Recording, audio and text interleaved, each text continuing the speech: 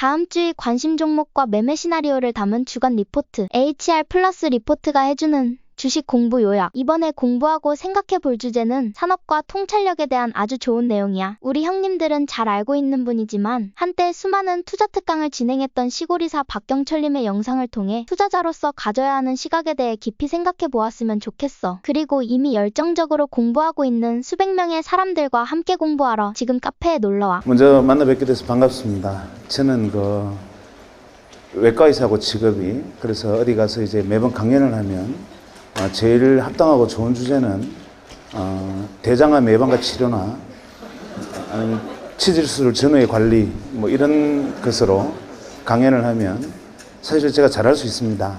그런데 제가 강연이 보통 뭐 연간 한 500회 정도 되는데 그 중에 단 한 번도 제가 직업이 외과 의사이기 때문에, 그것도 대장암이 전공인데 저한테 대장암과 관련된 주제로 강연을 맡기는 것이 한 번도 없었고, 그게 한 10년 동안 정말 그 많은 강연 중에 단 한 번도 제게 건강 관련 주제를 요청을 받지를 못했습니다.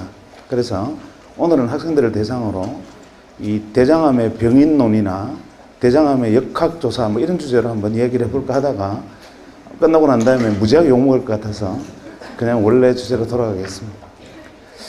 고민했습니다. 왜냐하면 오늘 아주대학에서 지금 하고 있는 주제에 이 말씀을 맞춰서 말씀을 드리려면 이 두 가지가 있을 텐데, 하나는 능동적이고 아주 다이나믹한 어떤 삶의 입장에서 이야기할 수 있을 거고, 행복이라는 입장에서. 두 번째는 아주 나이브하고 소프트하게 우리가 성찰하는 부분에서 이야기할 수 있을 텐데, 아무래도 학생들을 대상으로 하는 이야기니까 좀 다이나믹한 이야기를 할까 싶습니다. 저는 직업이 외과의사고, 사실은 제가 명함을 어디 가서 내놓으면 많은 분들이 이 사람 진짜 의사였네 뭐 이런 소리를 잘합니다. 그래서 제가 의사처럼 생기지가 않았고, 첫째. 두 번째로는 도저히 뭐 제대로 실력을 갖춘 사람이라고 보이지 않기 때문에 그럴 겁니다. 그런데 그 모든 것은 사실 제가 자초한 탓이 좀 있습니다. 왜냐하면 병원에 앉아서 환자만 열심히 진료하면 되는데 쓸데없는 일들을 하면서 다른 일로 많이 이렇게 다른 사람들이 저를 만나다 보니까 저게 직업의 의사라는 사실 자체를 인정하려 들지 않는 경우를 왕왕 접합니다. 어쩌다가 그렇게 됐는가에 대한 이야기로 먼저 비하인드 스토리부터 좀 들려드리겠습니다. 제가 외과 전문의가 된 게 1993년입니다. 전문의라는 게 의과대학은 보통 이제 의과대학을 졸업하고 의사 면허를 따고 인턴 레지던트를 거쳐서 이 전문의를 이제 자격을 획득하게 되는데, 인턴 레지던트하고 전문의하고 차이는 이 군대에서 이 소위하고 이 별단 사람하고 장군하고 차이 좀 됩니다. 그래서 레지던트 신분에서 전문의 시험에 합격하는 순간 그 다음날부터 식당에 내려가면 밥을 드디어 밥그릇에 담아주기 시작하고, 가운이 폴리에스테르에서 면으로 바뀌고 뭐 한 50가지 정도가 바뀝니다. 그런데 그 중에 가장 중요한 것은 뭐냐면 일단 월급이 한 10배쯤 오릅니다. 그래서 레지던트에서 전문의가 되는 순간 이제부터 비로소 이제 꽃이 피었다 뭐 이렇게 생각하는 시절이죠. 전문의시험 합격했다는 통지를 받고 이제 인생의 꽃이 피었구나 생각을 했습니다. 그때가 지금으로부터 무려 15년 전이니까. 그래서 일단은 취직을 해야 되는데 보통 이제 아주대학병원 또 이제 인턴 레지던트가 수련을 하는 곳이지만, 이렇게 레지던트 트레이닝을 하는 대학병원에서는 전문의 자격증을 딴 사람들이 배출이 되면 각 다른 병원에서, 인력이 필요한 병원에서 이런 이 수련병원으로 인력 요청서를 팩스로 보냅니다. 그러면 그것을 보고 이쪽에서 다시 이제 이력서를 보내고 몇 번 주고받다가 취업하는 형태를 그때만 해도 취했습니다. 지금과 같이 뭐 웹시대가 아니었으니까. 그래서 제가 전문의 자격 시험을 합격한 다음에 저희 의국으로 들어와 있는 인력 요청서를 보니까 몇 군데 병원에서 외과 의사가 필요하다는 데가 있는데, 아직 젊으니까 종합병원에서 좀 더 경험을 쌓는 게 좋겠다 생각하고 일단은 큰 규모의 병원이 어디 있나 하고 찾아보니까 종합병원급에서 온 데가 대전에 한 군데, 서울에 한 군데, 대구에 한 군데, 세 군데가 괜찮아 보였습니다. 그래서 그 세 군데에 제 이력서를 보냈습니다. 그랬더니만 세 군데에서 회신이 왔는데, 서울과 대구에 있는 종합병원에서는 그 당시 외과 의사에 대한 평균 연봉과 평균적인 대우, 근무 조건을 달아서 회신이 왔고, 대전에 있는 병원 한 군데에서는 그 당시 외과의사 연봉의 3배를 줄 테니까 오라고 답신이 왔습니다. 3배야. 뒤도 돌아보지 않고 혹시나 다른 사람이 체갈까봐 팩스를 보자마자 바로 전화를 했습니다. 제가 그 병원에 가서 근무해도 되겠습니까? 떨리는 목소리로 얘기를 하니까 그쪽에서 당신을 아주 애타게 기다렸다고 이렇게 말을 해요. 그래서 제가 언제부터 근무하면 되겠습니까? 라고 말하니까 빠르면 빠를수록 좋다고 그렇게 말을 하길래 저는 뭐 내일이라도 가려면 갈 수 있습니다. 이렇게 말을 했더니만 그럼 내일부터 와서 근무해달라 이렇게 말을 하는 거예요. 뭐 2번 생각할 게 없죠. 돈 많이 준대죠. 또 간절히 나를 필요로 한대죠. 뭐 최선의 직장이었습니다. 그래서 그 다음날 아침에 진짜 보따리를 사서 바로 대전으로 내려갔습니다. 그래서 대전역에 내려서 택시를 타고 병원 이름을 대면서 병원 가자 그러니까 택시기사가 병원을 몰라요. 좀 이상하지 않습니까? 종합병원인데 택시기사가 모르는 게. 그래서 청년대학병원 옆에 어디라고 주소를 가르치더니까 깨우뚱깨우뚱하면서 찾아갔는데 기사가 막상 가보니까 이제 병원 골조공사만 끝나 있고 응급실, 외래진료실, 수술실 몇 가지만 완성되어 있고 나머지는 골조공사 중이었습니다. 이유는 인가받은 날짜에 개원을 해야 되고 공사는 지연되고 해서 우선 한 개층의 반만 형식적으로 오픈을 한 상태였고 제가 뭔가 좀 잘못됐다는 것을 깨닫긴 했지만 그래도 이왕 왔으니까 하고 원장실을 찾아가서 문을 두드리고 들어가니까 원장님이 저를 반기시면서 이렇게 말했습니다. 당신이 우리 병원에 온 첫 번째 의사다.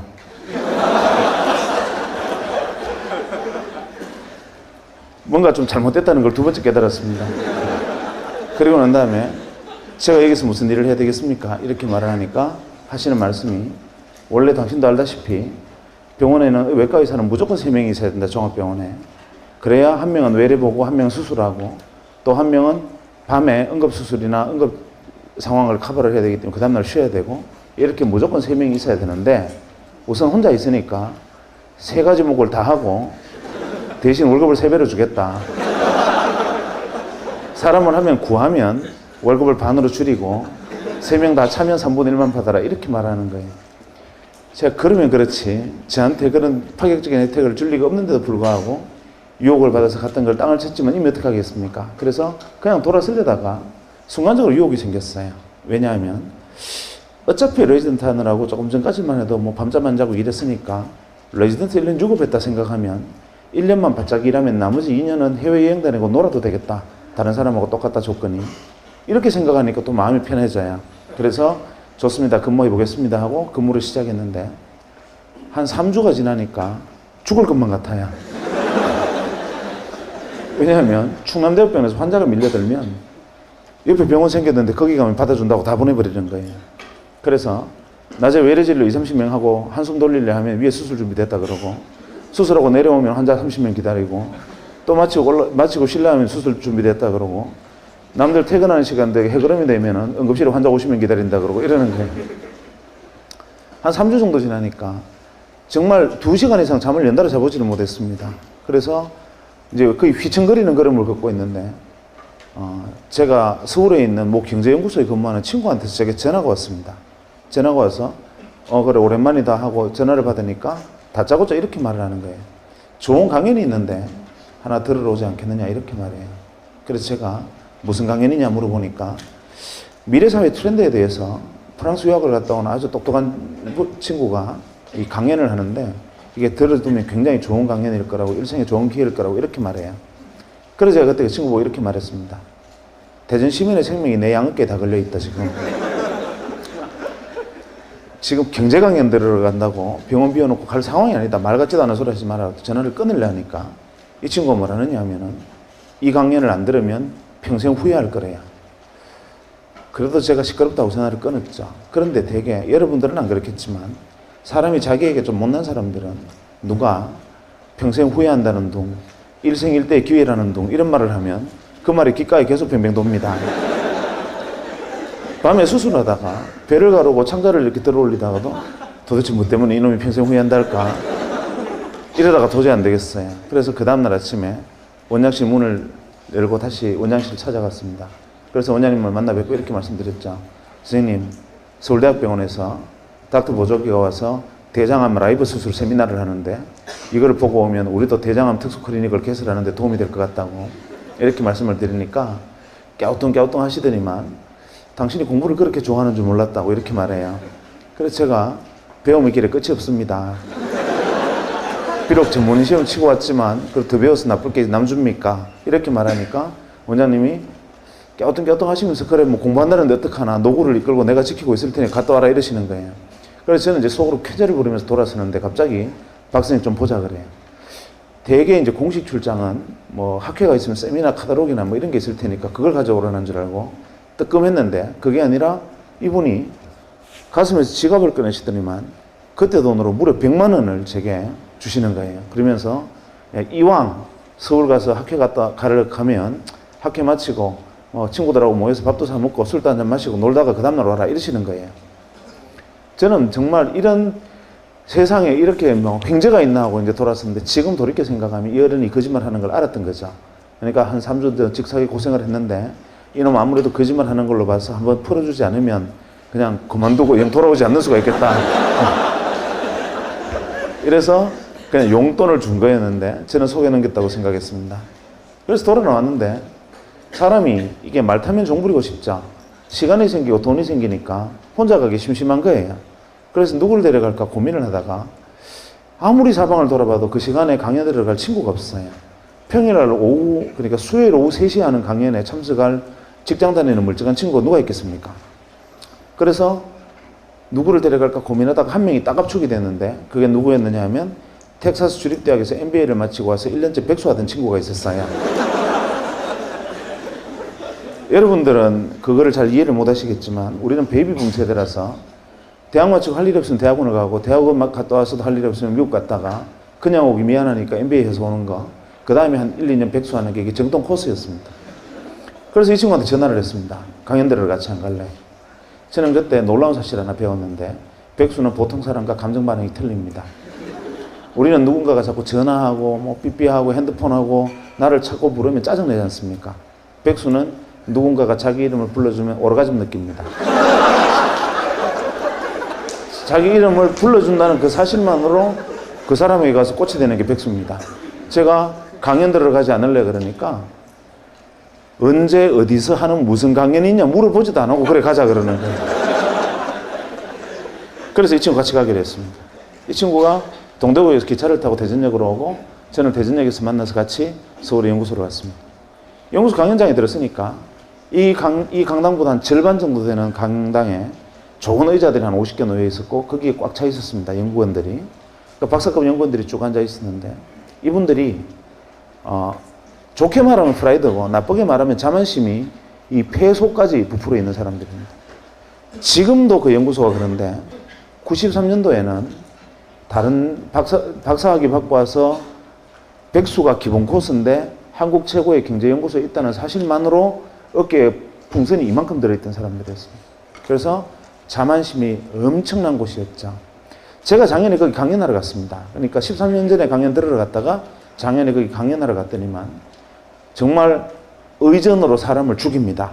문을 열고 이제 연구소 앞에 차가 들어가면 수의실 앞에 직원이 나와 있고 의전 담당 직원이 현관에 나와 있고 의전 담당 전무가 나옵니다. 그리고 가서 PT룸 가서 그룹의 연역부터 시작해서 연구소 역사까지 PT를 하고 그 다음에 줄줄이 정중하게 정말 거의 일본 사람 수준으로 극도 예의를 보이면서 강연자를 맞이합니다. 그런데 문제는 뭐냐면 말로는 우리 연구소에 강연하러 와주셔서 대단히 감사합니다 라고 정중하게 얘기를 하는데 눈빛에는 우리 연구소에 강연하러 오라니까 영광스러워 죽겠지 이런 눈빛이 적혀 있는 거 이해하시죠? 무슨 이야기인지.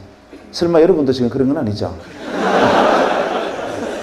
어쨌거나 간에 그 정도로 이 교만함이 들어있을 때는 프라이드가 강한 사람들이 쭉 앉아 있었고 저희들은 외부에서 청강에 있으니까 제일 뒤에 앉았습니다. 그 순간 연자가 옆에 문을 열고 들어왔는데 연자가 와서 이 무대에 올라오는 순간 이분들이 불쾌한 기색이 역력해지면서 갑자기 헛기침이 나오고 저거 뭐냐 그러고 어수선하고 소란내지기 시작했습니다. 이유가 뭐냐 하면 연자가 복장이 너무 황당했기 때문에 그렇습니다.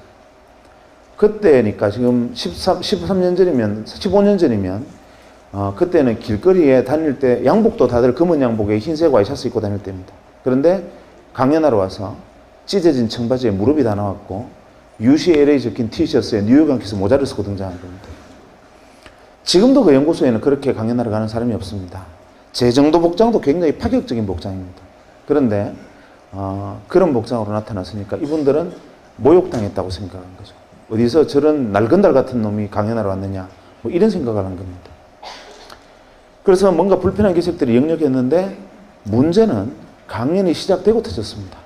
강연이 시작되고 얼마 안 돼서 한 10분 정도 지나니까 뒷줄부터 한 명씩 일어서서 나가기 시작했는데 한 30분 정도 지나니까 다 나가고 앞줄만 몇 명 남고 외부에서는 저희들만 달랑 남았습니다.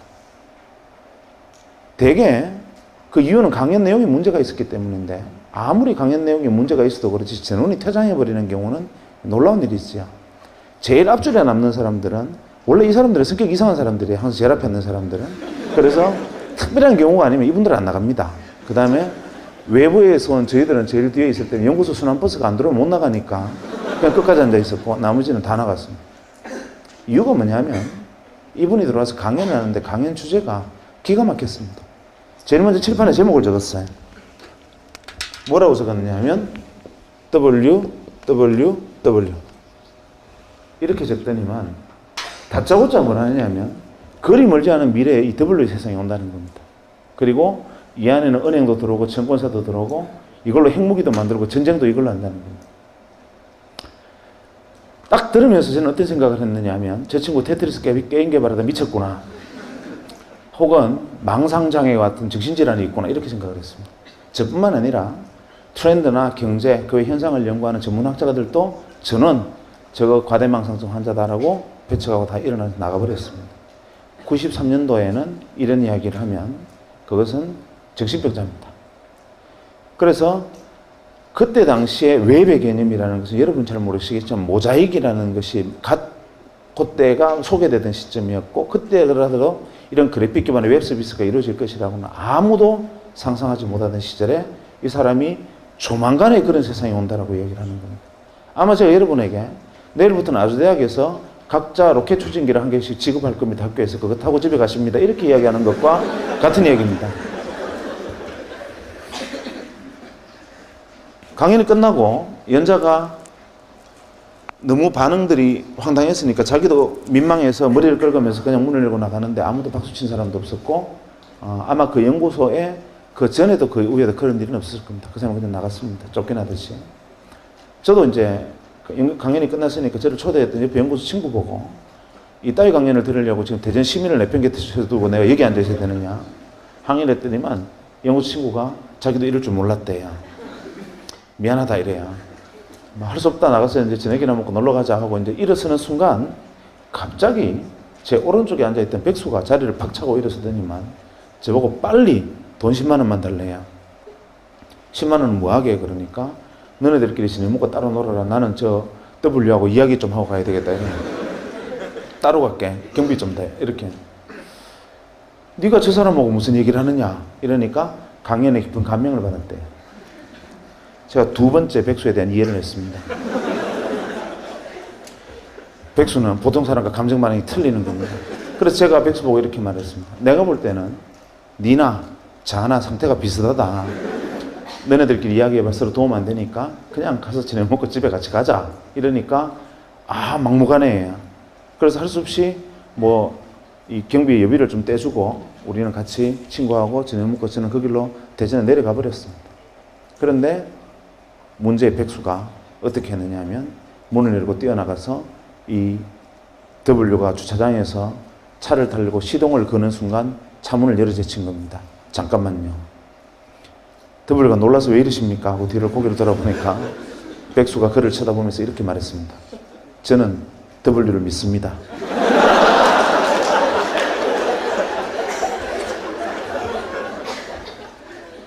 W가 믿어주시는 건 감사한데 왜 이러시나요? 이러니까 저를 W의 세상으로 인도해 주십시오. 이렇게. 옥신각신하다가 W가 납치됐습니다. 어디로 갔느냐 하면 마포의 공동노타리에 지금은 많이 없어졌지만 그때 주먹구이집이라 그래서 이렇게 불판에 고기 구워 먹는 집들이 많았습니다. 거기에 끌려가서 새벽 2시까지 백수에게 풀려나지를 못했습니다. 백수가 가진 건 인내심밖에 없죠. 끝까지 물고 늘어졌습니다. 나중에는 W가 제게 원하는 게 뭡니까? 왜 이러십니까? 나 집에 가야 됩니다. 이러니까 백수가 제게 W의 세상으로 뛰어들 수 있는 실마리를 던져주면 놔주겠습니다. 이렇게 된 겁니다. 결국 못 이긴 W가 백수에게 이렇게 하는 것이 어떻겠느냐라는 조언을 하고서야 풀려났다는 후문이 들려왔습니다. 그로부터 한 2, 3년이 지난 다음에 이 문제의 W가 작은 사무실을 하나 냈습니다. 자본금 700만 원으로 알고 있습니다. 그리고 이 W를 하는 회사를 창립을 했고 그 회사의 자산 가치가 현재 2조 가까이 됩니다. 놀라운 일이죠. 쇼킹한 일입니다. 뭐 그건 그렇다 치죠. 그런데 저는 아직도 그때 일만 생각하면 모골이 송연한 것이 무엇이냐면 자본금 700만 원으로 출발을 해서 지금 수조의 자산을 일군 기업이 됐다는 게 놀라운 게 아니라 정말 놀라운 것은 무엇이냐면 그때 지금으로부터 15년 전에 이런 세상이 펼쳐질 거라고 말했던 그 세상이 지금 내 눈앞에 그대로 펼쳐져 있다는 사실이 소름 끼칩니다. 아무도 믿지 않았던 옆에서 바로 귀에 대고 이야기를 해줘도 미쳤다라고 얘기했던 그 이야기들이 바로 지금 내 눈앞에 거짓말처럼 펼쳐져 있습니다. 저는 그게 지금도 그 사람의 이야기가 귀에 뱅뱅 돕니다. 소름이 끼칩니다. 그런데 그럴 수 있어요. 5천만 중에 1명 정도는 지니어스한 인간이 있습니다. 특별한 인간이 있어요.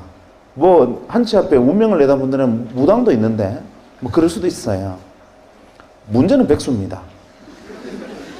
이놈이 저하고 헤어지고 한 3주쯤 있다 전화가 왔습니다. 병원으로. 전화를 받아 상투적인 인사를 했죠. 그날 잘 내려갔냐?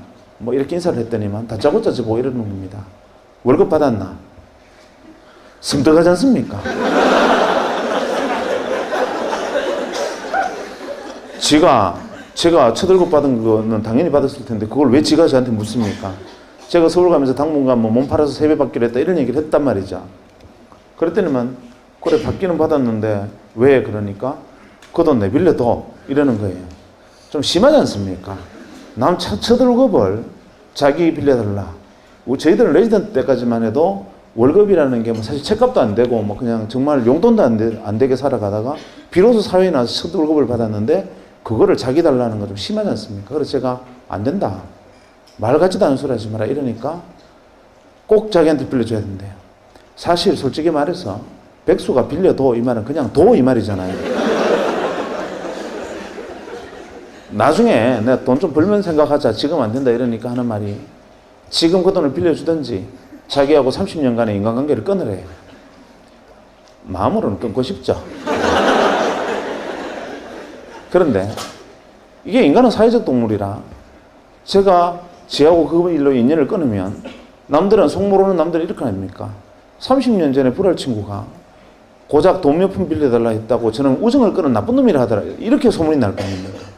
우여곡절 끝에 제가 받았던 첫 월급 중에 60만 원을 제가 최소 생계비를 지배하고 이놈한테 다 뺏겼습니다. 지금도 그것만 생각하면 뼈가 아픕니다. 어쨌거나 제 돈을 빌려갔어요. 그리고 이 녀석이 무슨 짓을 했느냐 하면 혹시 여기 대구 출신이 계신지 모르겠지만 대구에 가면은 범어동에 대구은행 본점이 있고 그 뒤에 작은 분식집들이 좀 있었는데 그 분식집에 작은 방을 하나 빌리고 거기서 사업을 시작했습니다. 그래도 또 좀 시간이 지나서 제게 전화가 왔습니다. 한동안 연락이 없다 전화를 받았는데 여보세요 하니까 내다 이러는데 그놈 목소리예요. 그래서 제가 전화 받자마자 나 돈 없다 이러니까 돈 이야기가 아니니까 안심하래요. 그럼 왜 전화했냐 그러니까 자기가 제 돈 빌려 사업을 시작했는데 그거를 좀 도와줘야 되겠대요. 돈 말고 내가 뭘 도와주냐 그러니까 아주 단순하니까 주소만 하나 만들면 된대요. 그게 무슨 주소 그러니까 내가 대전시 중구문화동 46-1번지가 내 주소인데 무슨 주소를 또 만드냐 이러니까 그건 아니고 굉장히 단순한 건데 가상 주소를 하나 만드는데 그 이유는 뭐냐면 편지를 주고받는데 필요한 거래요. 내용을 듣고 보니 지금으로 말하면 이메일 시스템을 운영을 하는데 거기에 이제 아이디를 만들어라 이 말입니다. 그래서 제가 첫 번째 바로 이렇게 말했습니다. 니 내 돈 빌려서 거지 됐나? 첫째, 냉철한 지성과 합리적인 판단력으로 볼 때 너는 무조건 망한다. 왜냐하면 내가 세 가지만 물어볼게. 첫째, 너 1년에 편지 몇 통 쓰냐? 네가 1년에 편지 3통 이상 쓰면 내 손에 장을 지진다. 대개의 사람이 다 그럴 텐데 그거를 컴퓨터를 통해서 편지를 주고받는 사업이 되겠나? 무조건 안 된다. 두 번째, 설령 편지를 3통 이상 쓰는 사람이 있다 치자. 그래도 우표값 30원이 아까워서 그거를 컴퓨터를 해서 쓰겠나? 셋째, 편지란 착오로 6필로 쓰는 거다. 이 사업은 무조건 안 되는 사업이다. 하니까 이 친구가 하는 말이 W가 말씀하시기를 에브리바디가 컴퓨터로 편지를 쓰는 날이 온다 했다는 거예요. 그래서 제가 그날 내가 너를 데려간 내 업보다 하고 어쩔 수 없이 아이디를 하나 만들어줬습니다. 그때 만들었던 아이디가 뭐냐면 어펜딕스입니다. 이 어펜딕스는 여러분들은 그냥 금방 떠오르는 게 부록이나 목차라는 뜻을 떠올리겠죠. 제가 이 녀석한테 어펜딕스를 하겠다 그러니까 부록, 목차, 역시 너는 철학적인 놈이야 이러는 거예요. 사실은 어펜딕스는 의학용어로 맹장이라는 뜻입니다.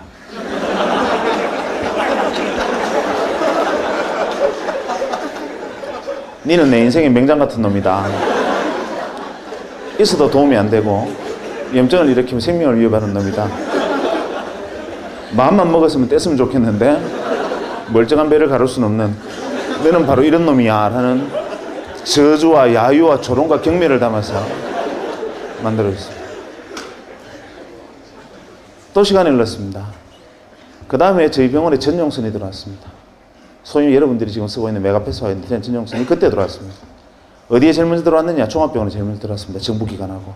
그때 정보고속도로 사업 때문에 의료정보화 산업하고 정부 행정정산망 사업인다. 행정전산망 사업 때문에 정부와 종합병원에 시범적으로 인터넷 전용선들이 깔리기 시작했습니다. 들어오기는 들어왔는데 책상 위에 정부 지원 컴퓨터도 올라왔고 전용선이라는 게 깔려 있는데 대체 이거는 쓸 데가 없었습니다. 기껏 한다는 게 하이텔 접속하는데 조금 빨랐다는 거, 그 외에는 하등 용도가 없는 그 시전용선이었습니다. 그렇게 컴퓨터를 방치해 두고 있는 어느 날 자기가 또 백수가 전화와서 뭘 하나 어떻게 해라 해서 그냥 뭐 어떻게 했습니다. 그러고 난 다음에 무심코 하루는 컴퓨터를 딱 켜니까 갑자기 바이러스 먹은 것처럼 크다는 창이 하나 붕 뜨더니만 산신령 그림이 하나 나타나고 산신령이 편지를 들고 있는 그림이 나타나요. 그러면서 편지가 왔습니다 하면서 산신령이 이렇게 편지를 흔들어요. 이게 뭐야 하고 클릭을 하니까 동창회 소집 공고 제목이 이렇게 되어 있는데 아 이놈이 한다는 짓이 기껏 한다는 짓이 이거구나 하고 투덜거리며 냉소적으로 바라보다가 잠깐 놀랐습니다. 뭐냐면 수신인이 170명입니다. 수신인 명단에 170명으로 되어 있어요. 그래서 제가 어라 170명한테 한 방에 다 보낼 수 있으면 이거는 뭐 그런 대로 나쁘진 않네 하고 거기다가 답장하기 기능을 통해서 모두에게 하시겠습니까? 그때만 해도 그렇게 후진적으로 답장하기 모두에게 하시겠습니까? 예 하고 나는 대전에 무슨 병원인데 너네들은 어딨니? 하고 보냈더니만 이틀 만에 무려 한 7, 80명의 동창으로부터 편지가 쏟아졌습니다. 나는 뭐 어디에 있다, 나는 정부에 뭐 과천에 어디 청사에 있다 이런 식으로 막 연락이 쏟아졌는데 이거 신기하지 않냐? 되게 반응이 이랬습니다. 알고 보니 백수가 동창회 명부를 들고 정부나 대기업, 종합병원 같은 데 전용선이 들어와 있을 만한 곳에 근무하는 친구들을 일일이 전화를 해서 설명하고 가입하게 하고 그 다음부터 낚시질로 메일을 계속 낚시 메일을 던지고 있었던 거예요. 저도 덜컥 물었던 거죠. 그날 이후로 저희 병원의 진료가 마비가 됐습니다. 이유가 뭐냐면 저희 병원 직원들한테 소개를 했더니만 다들 메일놀이에 빠져가지고 지금으로 치면 메신저를 메일을 메신저처럼 사용한 겁니다. 건강원서 어제 저녁에 뽀뽀하는 거 봤다 이러면 선생님이나 신경 쓰세요. 뭐 이런 식으로 왜 하루 종일 메일놀이 너무 신기하니까 메일놀이를 시작한 거죠. 저희 병원 직원이 다 가입하는데 일주일이 안 걸렸습니다. 물론 그 동창들 주변에 있던 사람들도 그랬죠. 그래서 서울도 아니고 대구에서 시작한 전자메일 서비스 회사가 1년 반 만에 250만의 가입자를 모집했습니다. 그리고 99년 초에 골드만삭스라는 외국계 투자사 600억의 지분을 넘겼습니다.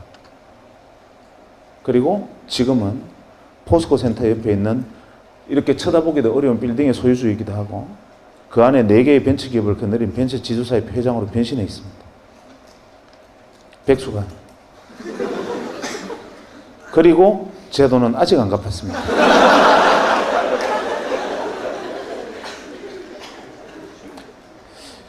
놀라운 일이었죠. 이게 대한민국 최초의 상용메일 서비스였습니다. 우리나라에서 최초로 상용메일을 서비스했던 것이었고 정말 엄청난 일이었습니다. 저는 그 과정에서 굉장히 가슴이 아팠습니다. 굉장히 고통스러웠어요. 옆에 지켜보면서. 왜냐하면 이 친구가 잘 된 게 배가 아픈 게 아니라 왜 같은 장소에서 같은 사람으로부터 같은 말을 들었는데 자기도 눈이 2개 있고 저도 눈이 2개 있고 귀는 똑같이 2개 달렸고 같은 귀와 같은 눈을 가지고 똑같은 사람으로부터 이야기를 들었는데 왜 백수의 눈에는 인생을 걸고 뛰어들어야 하는 복음으로 들리고 저한테는 망상장애를 가진 환자의 그냥 기괴한 이야기를 들렸던가. 이게 이해가 안 됐습니다. 왜 이 차이가 도대체 어디에서 온 거냐. 혹시나 미국 가서 MBA 한다고 접시 닦고 온 게 통찰력을 넓힌 것이냐 생각해봐도 그건 아니었죠. 왜냐하면 그때 당시 앉아있던 박사과 연구원들은 그보다 더 오래 있었을 테니까. 그것도 이유는 아니다. 대체 이유가 뭐냐. 고민을 하던 차에 마침 그때 제가 읽고 있던 책에서 답을 구했습니다. 제레미 러프킨 아시죠? 제레미 러프킨이 그때 쓴 책인, 책 제목이 기억이 안 납니다. 그때는 허접한 책이었는데. 제레미 러프킨이 쓴 책, 그때는 제레미 러프킨이 아주 자기 초기 단계 저작이었죠. 이런 내용이 있었습니다. 인류가 30만 년 전에, 현생 인류가 20만 년, 30만 년 전에 출발을 할 때, 현생 인류가 가진 자산은 돌도끼가 유일한 거였다. 그런데 한 20, 30만 년이 흐르고 난 다음에 인류가 가진 자산은 어마어마하게 문명이 발전했다. 그런데 많은 사람들은 착각하고 있다. 무엇을 착각하고 있느냐 하면 지난 30년간 명멸했던, 태어나서 사라져갔던 모든 인류가 이 문명의 발전에 기여했다고 생각하지만 천만의 말씀이다. 인류의 문명이 이만큼 온 데는 0.1%의 창의적 인간이 다른 사람은 보지 못하는 것을 보고 생각하지 못하는 것을 생각하고 다른 사람은 꿈꾸지 못하는 것을 꿈꾸고 여기가 새로운 세상이다라고 어두운 곳에 깃발을 꽂으면 0.9%의 통찰력과 직관을 갖춘 안목 있는 인간이 그것을 알아보고 거기에 뛰어들어서 한 배를 타고 등을 밀고 손을 당기면서 이루어낸 역사다. 1%의 역사다. 이렇게 말을 합니다. 그래서 제레미 러프킨은 0.1%의 창의적 인간과 그것을 따라 알아보고 협력하고 함께 문명을 건설한 0.9%의 안목 있는 인간, 통찰력 있는 인간, 이 1%가 인류 문명을 이끌었고 나머지 99%를 무엇으로 규정했느냐 하면 잉여인간으로 규정했습니다. 잉여인간이라는 말이 그때 처음 등장했습니다. 가슴이 뜨끔하시죠? 잉여인간, 제레미 러프킨은 거기다 갈로에서 이런 말을 썼습니다. Organic material. 잉여인간은 organic material이다. 유기물이라는 거죠. 그냥 섭취, 배설 반복하고 이산화탄소를 뿜어내는 존재. 그 다음에 때에 따라서는 자연계로 돌아가서 동물성 사료가 되기도 하는 그런 존재의 99%. 그래서 항상 0.1%가 새로운 것을 주장하면 0.9%가 함께 그것을 이루어내고 나머지 99%는 매번 세상 참 좋아졌다. 옛날에는 이렇지 않았는데 세상 참 놀랍군. 엄청난 일이야. 계속 이런 말만 하면서 따라오는 사람들 99%로 구성되어 있다는 거죠. 그걸 보니까 답이 딱 떨어졌습니다. W는 0.1%였고 제 친구 백수는 0.9%에 속했고 저는 잉여인간이었던 거예요. 인정하기 싫었지만 인정하지 않을 수 없었고 그게 사실이었습니다. 한데 그게 슬퍼지야. 나를 유기물이라는데 내가 이성이 없는 임팔라 따위하고 저하고 같은 존재라는데 기가 막히죠. 그래서 어떻게 하면 이걸 벗어날 수 있을까? 두 번째, 지금 이번에 90년대에 일어나고 있는 이 엄청난 현상들, 변화들, 이것만이 일시적인 현상이냐? 제레미 르프킨 역시도 지금 현재 변하고 있는 이 모습만 보고 헛소리하는 건 아니냐?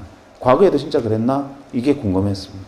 그래서 레트로그레이드하게 뒤집어 보니까 구구절절히 국면이 바로 제레미 르프킨 이야기와 일치했습니다. 대표적인 예로 뭐 다른 것까지 이야기할 필요는 없고 경제사만 하나 놓고 보면 한 200년 전에 산업혁명이 일어났습니다. 아시는 분 아시겠지만 공작기계에 대한 산업특허 1호는 방적기계입니다. 그러니까 모직을 생산하는 기계죠. 모든 사람이 배틀에서 시주가 날줄을 엮어서 모직을 생산하던 영국에서는 양틀은 나왔지만 그것을 가공할 능력이 없어서 길 건너에 있는 이 네덜란드로 가서 이 모직물을 생산해서 도로 가져오면서 엄청난 옷값이 이 모직값이 엄청나게 비쌀 때였습니다. 아무나 입지 못하던 것을 기계를 통해서 대량 생산한다니 이거는 세상을 뒤집는 혁명과 가까운 이야기였습니다. 창의적이죠. 그 기계를 만든 W는 획기적인 물건을 개발한 겁니다. 문제는 다른 사람들은 다 그냥 그런 게 있나 보다 하는데 그때 당시 글래스고에 그 공장이 처음 만들어졌을 때 주변에서 감자밭을 하던 사람들 중에 일부가 이렇게 생각합니다. 저놈 W다.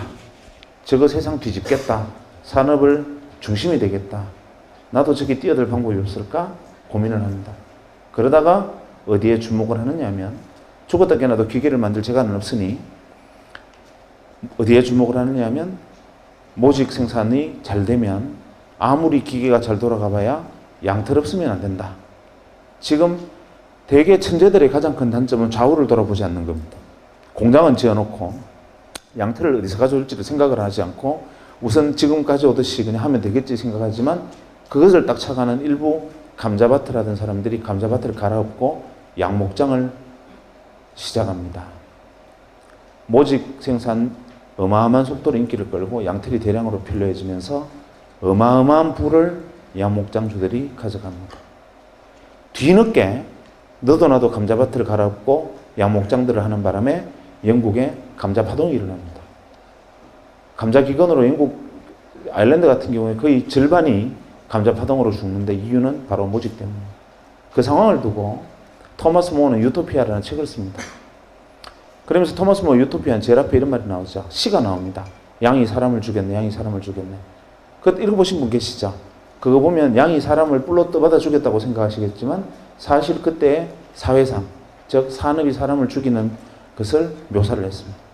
전부 양목장을 하는 바람에 사람이 먹을 감자가 없어져서 감자기근이 들고 결국 굶어 죽게 생긴 사람들이 감자를 훔치게 되고 결국에는 감자를 훔치면 교수형에 처한다는 법이 만들어지고 영국의 길거리에는 교수형에 처해진 목매달린 시체들이 줄줄이 늘린 상황, 그 가혹한 상황을 두고 토마스 모어가 유토피아를 씁니다.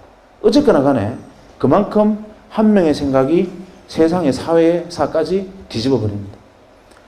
결국 양목장주들이 어마어마한 부를 축적합니다.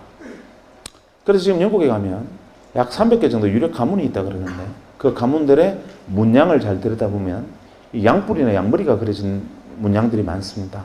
그것은 과거 200년 전에 조상들이 양목장을 했던 사람들의 후손이다 라는 것을 증명합니다. 그때 여전히 감자밭을 하던 사람들은 후손은 지금도 감자를 캐고 있다는 전설이 있죠. 문제는 그때부터 시간이 다시 조금 더 흐릅니다. 유럽에 드디어 소형 내연기관이 만들어지고 그것을 마차에 장착하는 초창기 형태의 원시적인 자동차가 만들어집니다. 하지만 그것을 자동차로 볼 수는 없었죠. 근대적 개념의 자동차를 제일 먼저 만든 사람이 누구냐 하면 헨리 포드입니다.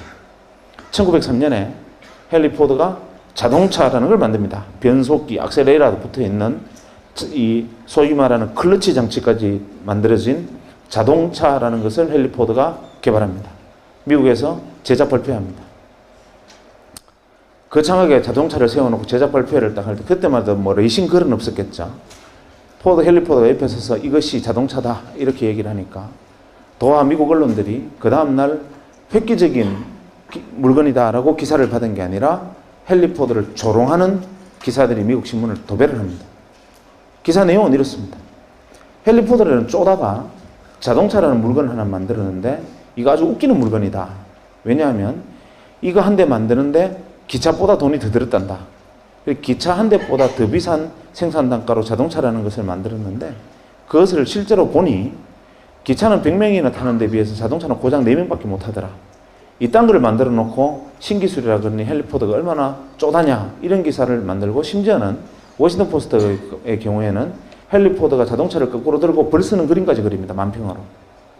헨리 포드가 투자자를 모집하려 하는데 못 구합니다. 아무도 그 사업에 뛰어들지 않죠. 좌절하고 절망합니다. 그리고 비망록에 이렇게 씁니다.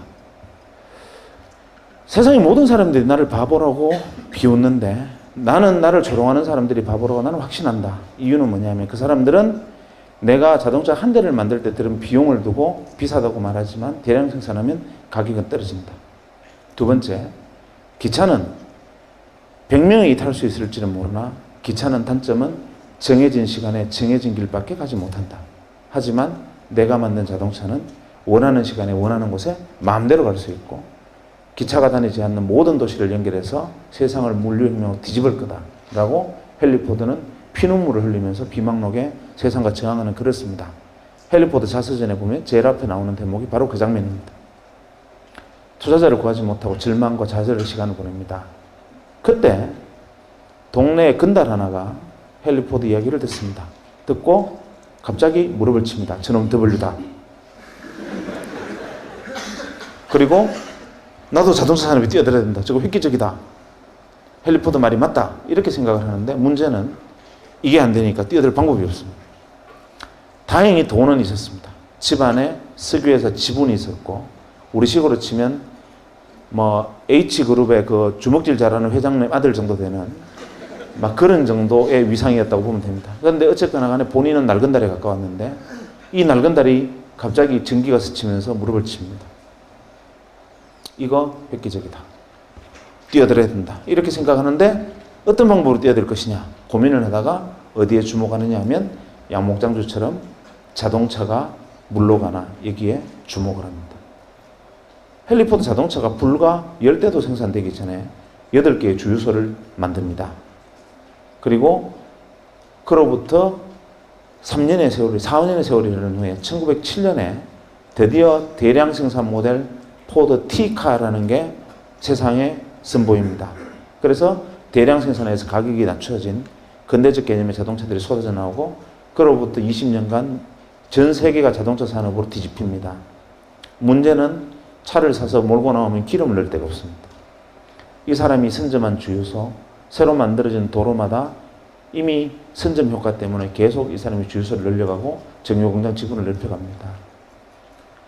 1940년대 중반까지 미국 전체 주유정유 시장의 94%를 독과점해버립니다.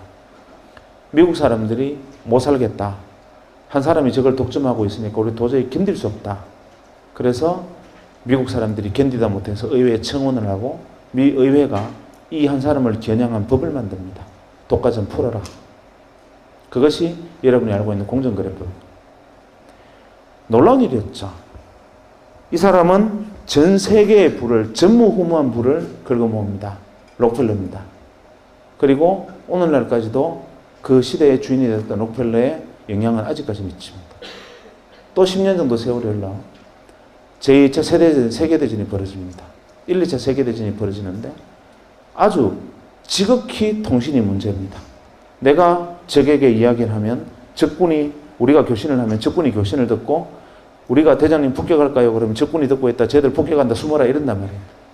그때 그것을 보고 이거 지극히 단순한 건데 하고 인터폰 회사를 하던 친구가 전화선 끊고 어차피 음성을 코딩하고 디코딩해서 넘기는 게 다인데 이거를 주파수를 써서 넘기면 무전기라는 것을 만들겠다 해서 무전기를 만들어서 소위 말하는 주파수 통신을 할 수 있게 만들어서 무전기를 만들고 대량으로 전장에 납품을 합니다. 그야말로 대박이 터집니다. 단순한 발상의 전환으로. 그리고 오늘날의 모토로라가 그거로 시작됩니다.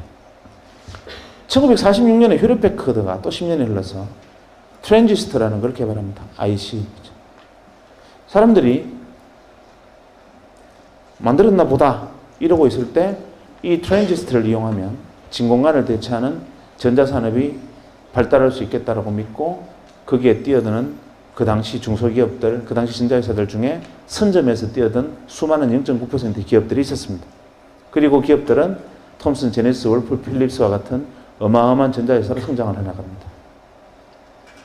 그리고 1960년대 일렉트로 메카트로닉스 시대, 기계와 전자 문명의 시대로 전 세계 문명을 수십 단계 또 위로 밀어 올리고 이 사람들이 시대의 주인이 됩니다.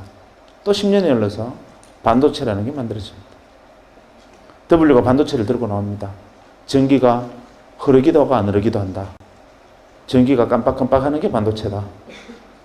99%들이 묻습니다. 어쩌라고? 이때 그것을 보고 이것이 이 강당만한 애니악 대신에 개인의 책상 위에 올려놓을 수 있는 컴퓨터를 이걸로 만들 수 있겠다고 생각하고 창고에서 조립해서 퍼스널 컴퓨터를 만드는 사람이 생기고 그것으로 다시 80년대가 컴퓨터의 시대로 또 한 시대를 업그레이드하고 새로운 문명이 발달하고 시대의 주인들이 무수히 등장합니다. 그리고 90년대 제가 만났던 바로 그 시대가 돌아왔습니다.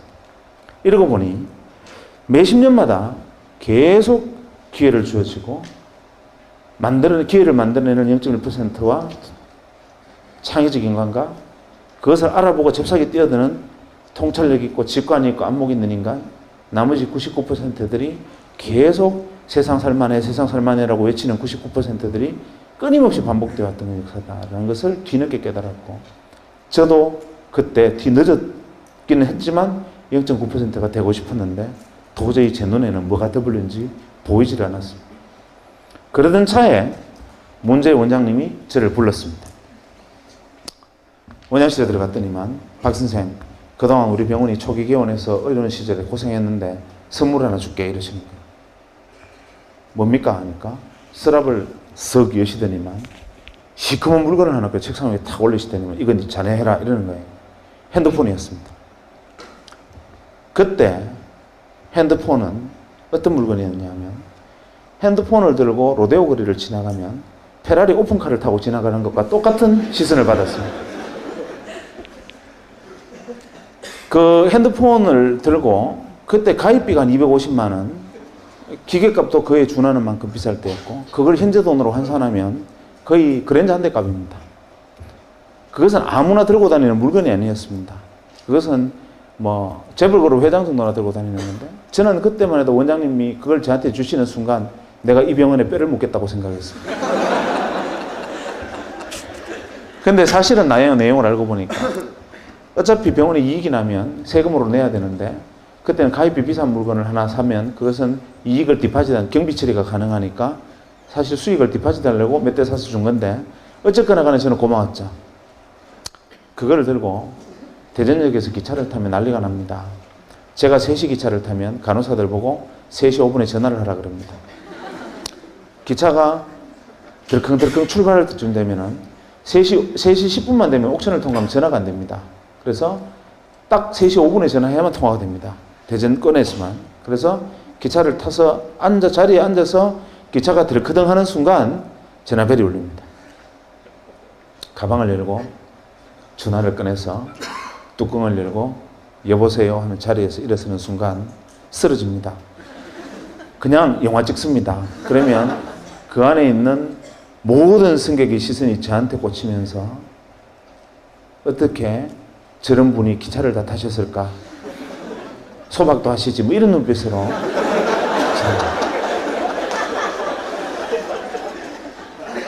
그런 물건이었어요.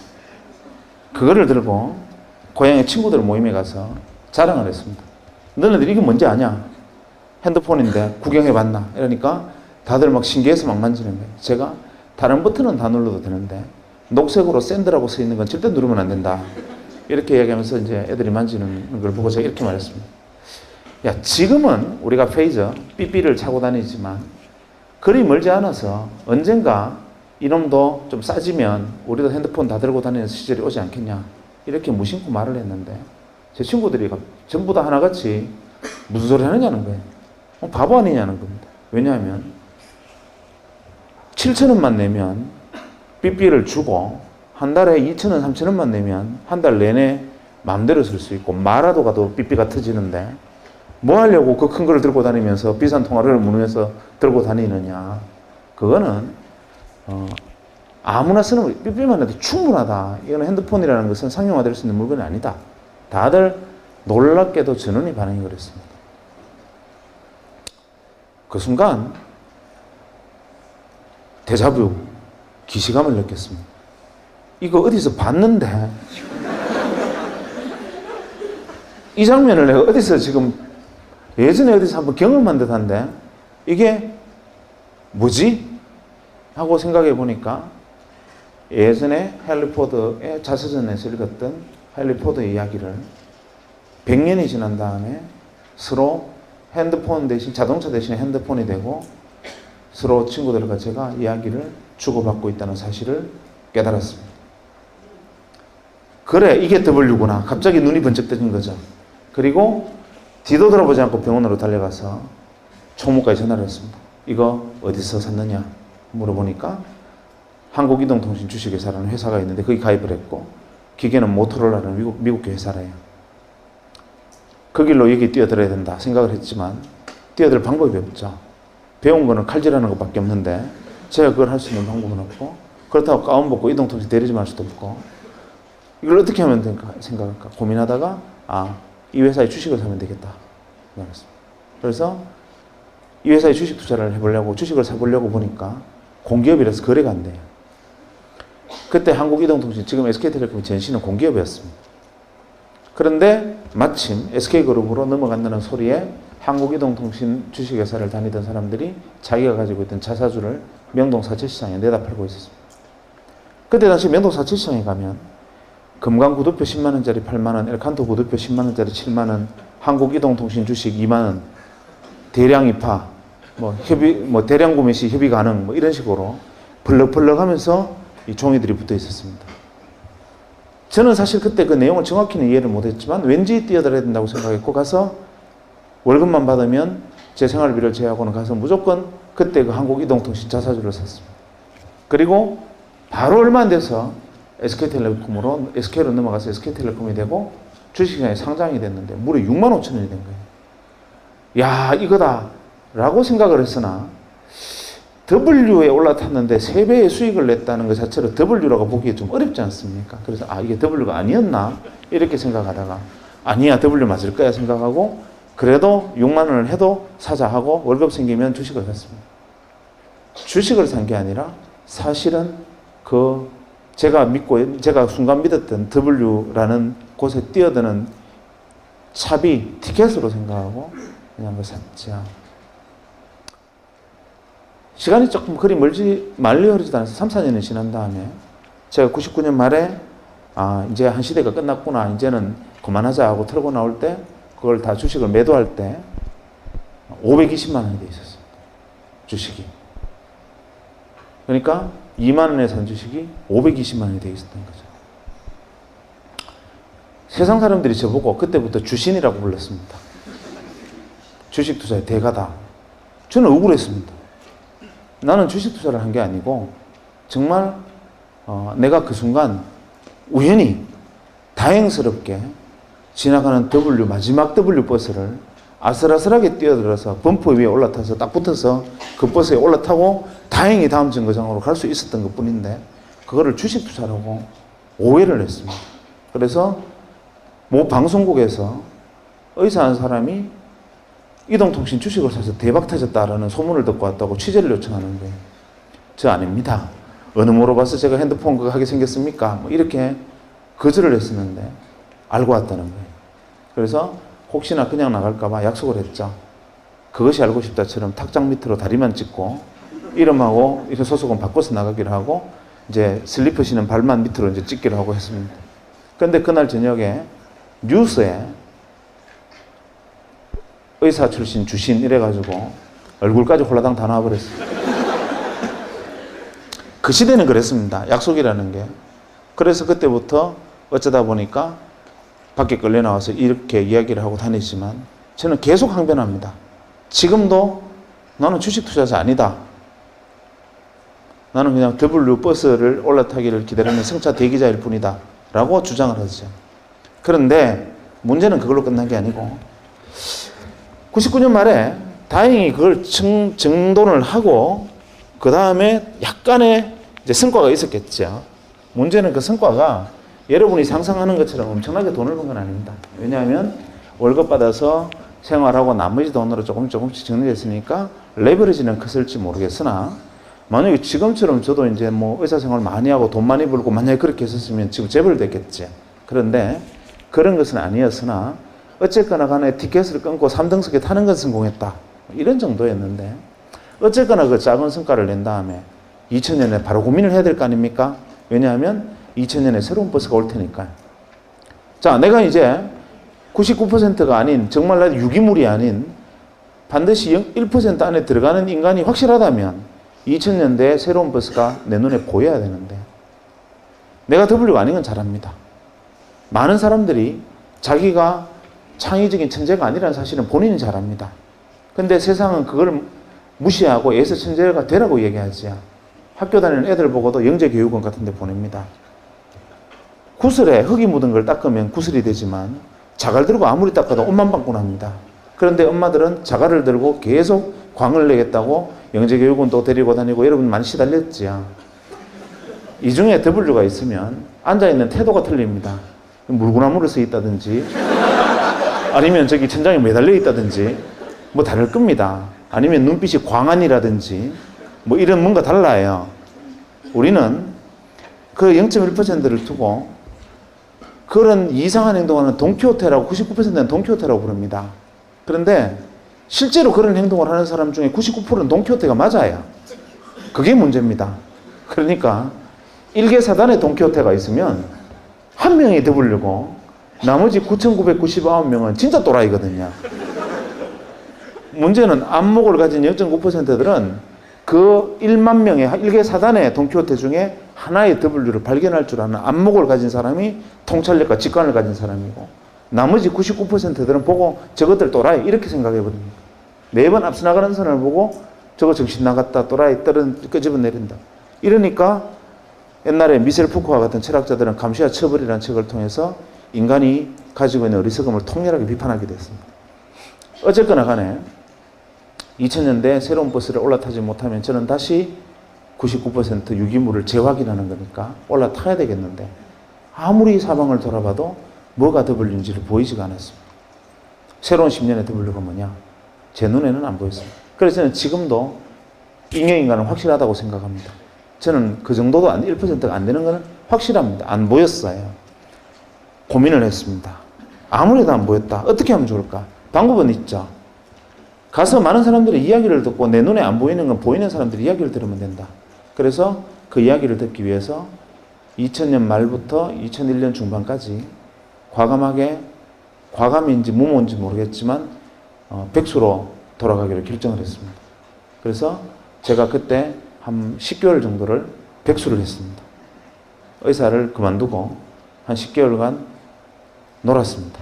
놀면서 무슨 짓을 했느냐 하면 제가 생각할 때 이 사람은 W일지 몰라라고 생각하는 나보다 똑똑하고 많이 공부했고 내가 속하지 않았던 집단에 참여하고 있는 사람들을 찾아가서 만나서 이야기를 들었습니다. 대학에서 강의하고 있는 친구 아니면 가서 뭐 연극하는 친구 아니면 연구소에 있는 친구 혹은 뭐 기발한 친구 심지어는 애니메이션 하는 친구까지 찾아가서 그냥 밥 사주고 술 사주고 이야기 듣고 그래 뭐 너네들 뭐 하고 있냐 뭐 그거 어떻게 보이냐 그 내용이 어떤 거냐 이렇게 10개월간 틈만 나면 점심이건 저녁이건 아침이건 약속으로 사람을 만났습니다. 현자들을 만난 거죠. 내 머리가 안 되면 남의 머리를 빌리면 되니까. 한 10달 정도 사람들이 이야기를 만나서 이야기를 듣다 보니까 정리가 좀 됐습니다. 아, 이거였구나. 내가 볼 눈은 없었지만 다른 사람의 눈을 빌리니까 보였어요.